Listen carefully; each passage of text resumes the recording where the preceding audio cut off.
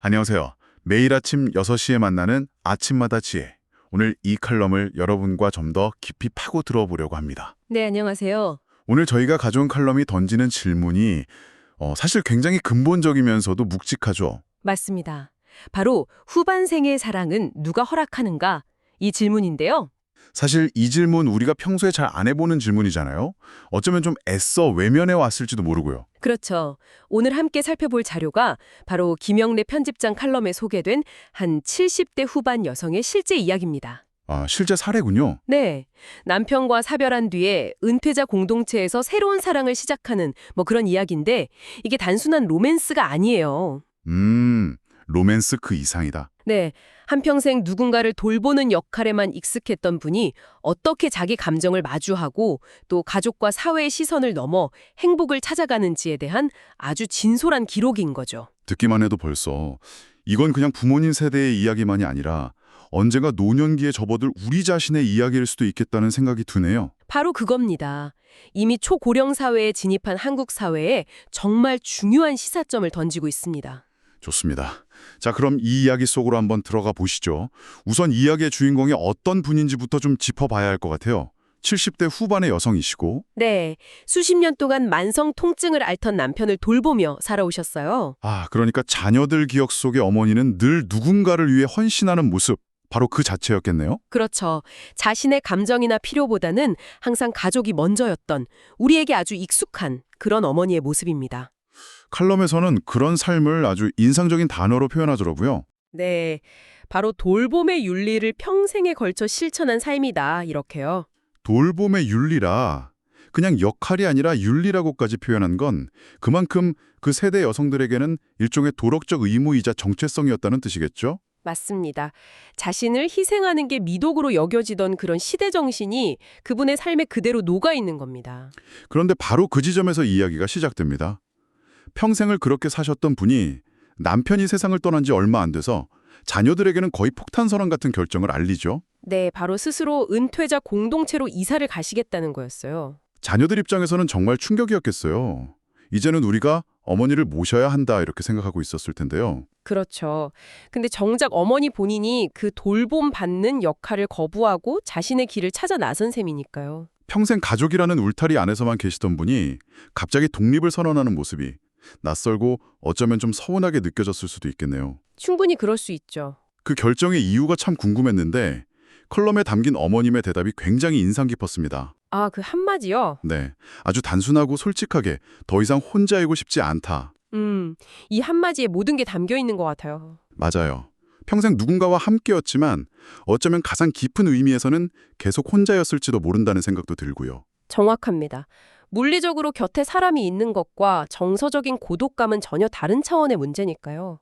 남편을 돌보는 동안에는 그 책임감 때문에 자기 외로움을 들여다볼 여유조차 없으셨을 거예요. 그러다가 그 역할이 딱 사라진 순간 그 거대한 고독감이 확 밀려왔겠군요. 그렇죠. 그걸 피하고 싶다는 건 이기심이 아니라 거의 생존에 가까운 본능적인 외침이었을 겁니다. 그렇게 자신의 본능에 따라 새로운 환경으로 가셨고 그곳에서 만남이 시작되는군요. 네, 공동체에서 한 남성을 만나게 되는데 공교롭게도 이분 역시 오랜 기간 배우자를 간병하다 사별한 경험을 가지고 있었어요.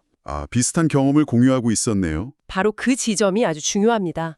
칼럼에서도 강조하는데 두 사람이 서로를 동정의 시선으로 보지 않았다는 거예요. 동정이 아니다? 그럼 뭐죠? 아이고, 당신도 참 힘들었겠네요. 이런 연민이 아니라 비슷한 상실을 겪어본 사람만이 가질 수 있는 깊은 이해를 바탕으로 다가갔다는 거죠. 말로 다 설명하지 않아도 서로의 침묵 속에 담긴 의미를 알아주는 그런 관계. 네, 바로 그거죠. 그게 시작이었습니다. 확실히 젊은 시절의 사랑과는 그 결이 다른 것 같습니다.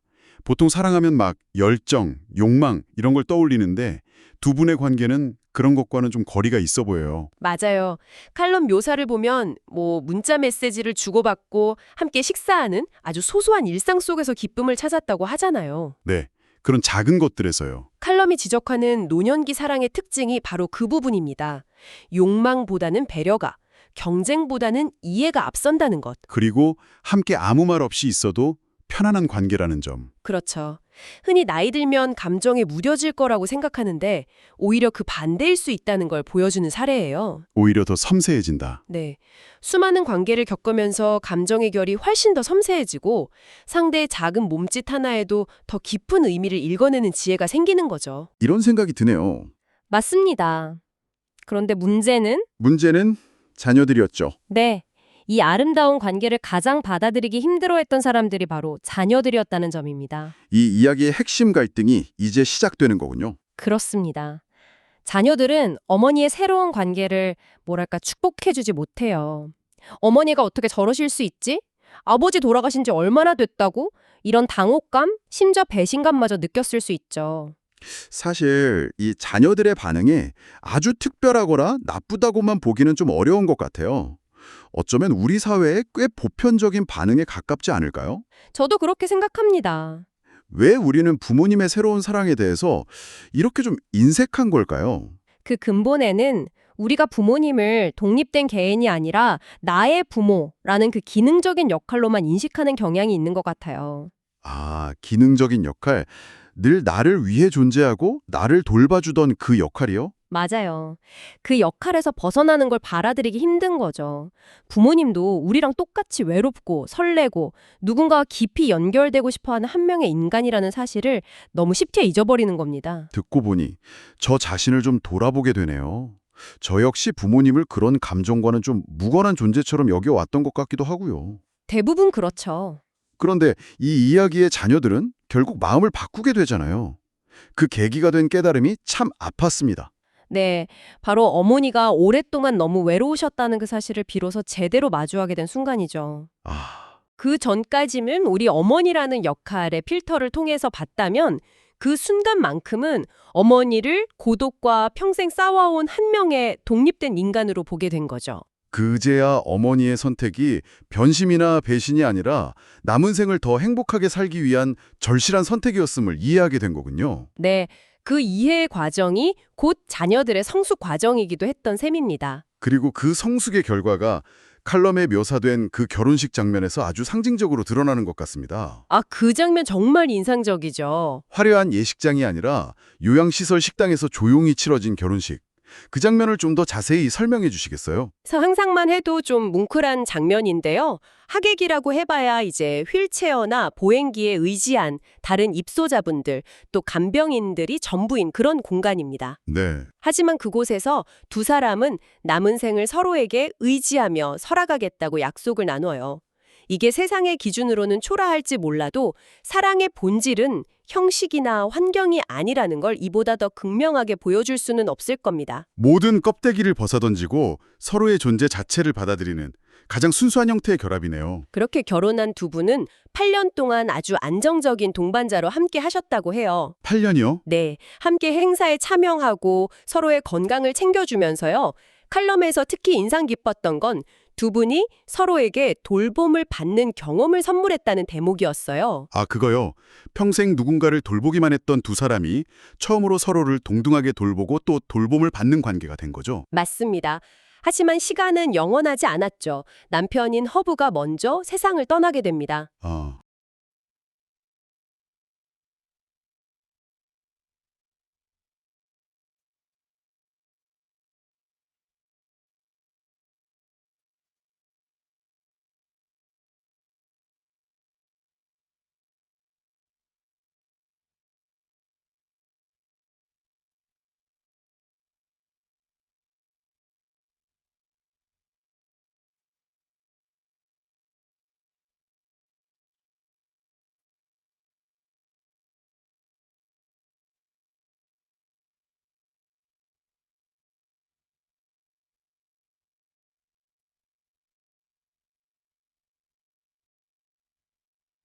다시 혼자가 된 아내는 물론 큰 슬픔을 겪었지만 그럼에도 이렇게 말했다고 합니다.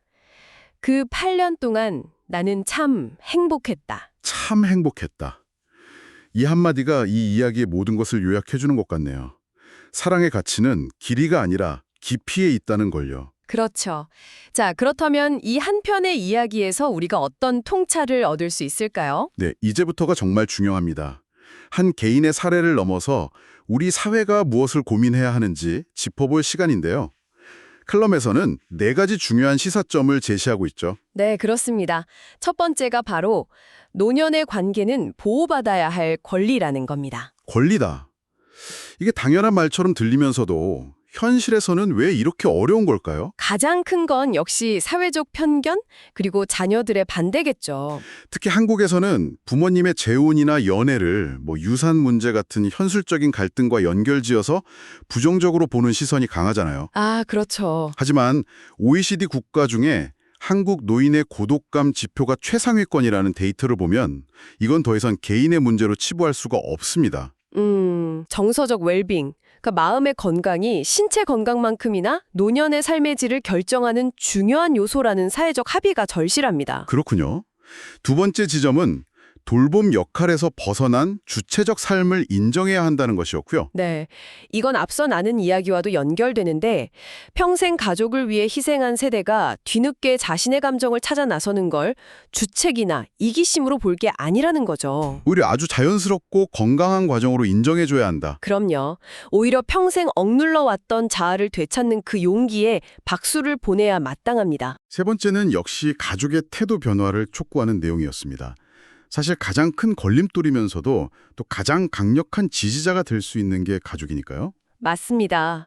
부모님의 새로운 관계를 문제로 규정하는 순간 모든 게 갈등이 되거든요. 아, 그렇죠. 하지만 그걸 부모님이 외로움을 극복하고 남은 생을 풍요롭게 보내기 위한 해결책으로 바라본다면 상황은 완전히 달라지죠. 관점의 전환이 필요하다는 거군요. 네, 실제로 많은 연구 결과가 노년기의 친밀한 정서적 유대관계가 우울감을 낮추고 심지어 생존율을 높이는 데에도 긍정적인 영향을 미친다고 보고하고 있습니다. 어쩌면 자녀들이 부모님께 해드릴 수 있는 최고의 효도는 비싼 선물이 아니라 그분들의 감정을 있는 그대로 인정하고 지지해드리는 것일 수도 있겠네요. 바로 그 말씀입니다. 자, 그리고 마지막 네 번째는 이 모든 논의가 100세 시대의 중요한 현상이라는 좀 더 거시적인 관점이었습니다. 네, 맞아요.